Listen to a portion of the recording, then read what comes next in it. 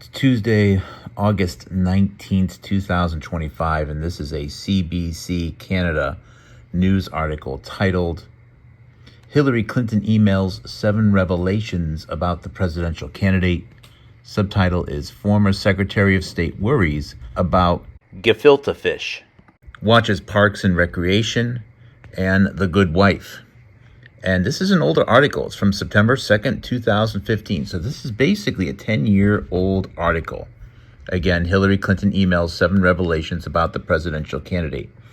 It is a long article covering, of course, 7 revelations. We're not going to go through all of them. The introduction says Hillary Clinton drinks her tea with skim milk and is concerned about gefilte fish. These are some of the quirky revelations from the latest batch of the former United States Secretary of State's emails that were made available online. The United States Department of State released more than 7,000 pages of Clinton emails on Monday. The department releases a batch of Clinton emails each month as part of a court order initiated by a Freedom of Information request by Judicial Watch, a self-described, quote, conservative, nonpartisan educational foundation. The department has now released more than 13,000 pages of Clinton email from the time she served as Secretary of State, but used a private server rather than a government one. Hillary Clinton's run for the Democrat Party nomination for the 2016 United States presidency has raised questions about how the email contents and her use of a private email server could impact her presidential campaign. So the first one is the gefilte fish concerns.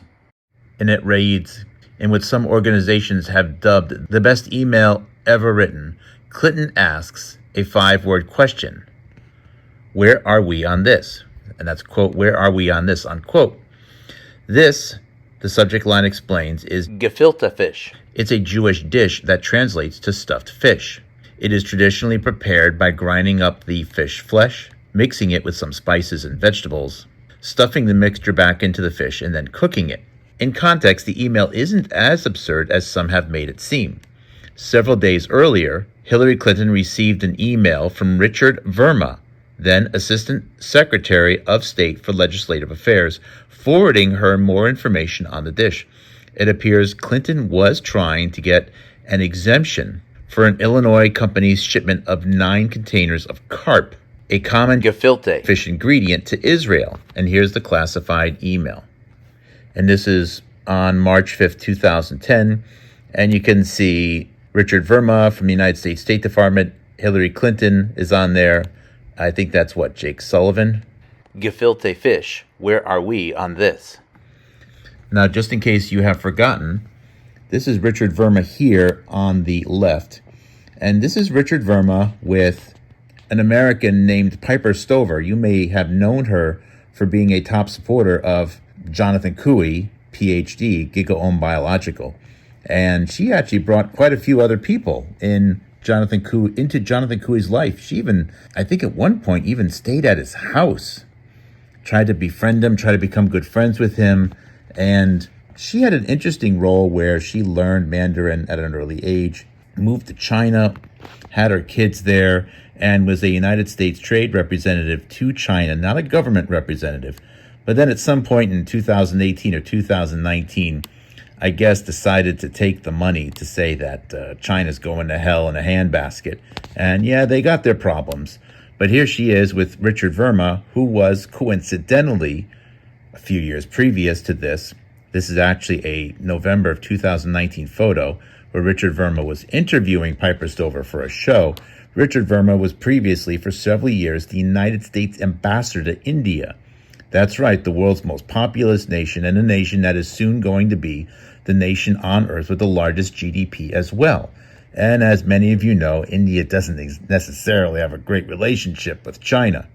So, little bit of a conflict of interest there. But anyways, before he became the United States ambassador to India, and the first Indian man to be ambassador to India, it's noteworthy that he also worked in the offices of Harry Reid. He's very close with the Harry Reid family. He also has this indirect connection to the Whittemore Peterson Institute.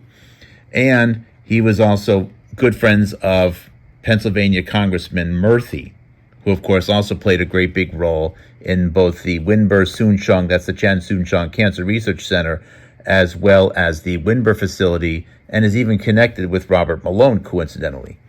Anyways, that's a lot of information to throw out there, but it is noteworthy that what is often referred to as one of the greatest emails ever written and one of the most referred to emails in the Hillary Clinton email dump is this man, Richard Verma.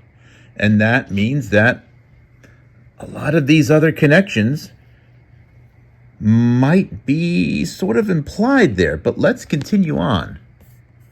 Because if we go back to this 7 things that we learned, second one is the Augrish males on her staff, and I'm not even go into some of these much-watched TV shows, blah, blah, blah, blah, blah, is down here. Harvey Weinstein fan. Clinton seems to be a fan of producer Harvey Weinstein's work. In an email asked to be shared with Clinton, Harvey Weinstein writes to Capricia Marshall, the chief of protocol of the United States, that he'd love to see the pair next time they're in New York City, as he thinks of them often. He recalls fond memories of them watching Shakespeare in Love, which he produced. He suggests a new movie of his, The King's Speech, which he thinks both will like. And this is that email here to Hillary Clinton from Harvey Weinstein.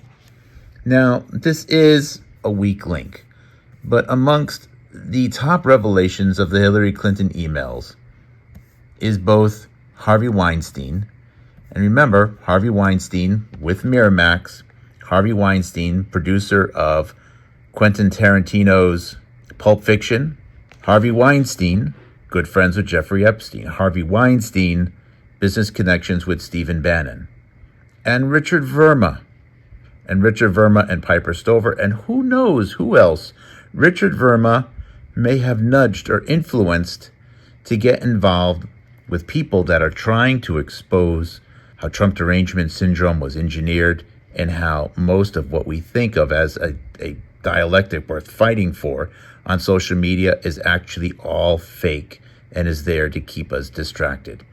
Richard Verma, Harvey Weinstein, mentioned in the same news piece regarding Hillary Clinton 10 years ago, makes me wonder if Richard Verma might have even known some people related to Steve Bannon, as well as the Joe Rogan universe. Just saying. Thank you, everyone, for watching. Take care. God bless.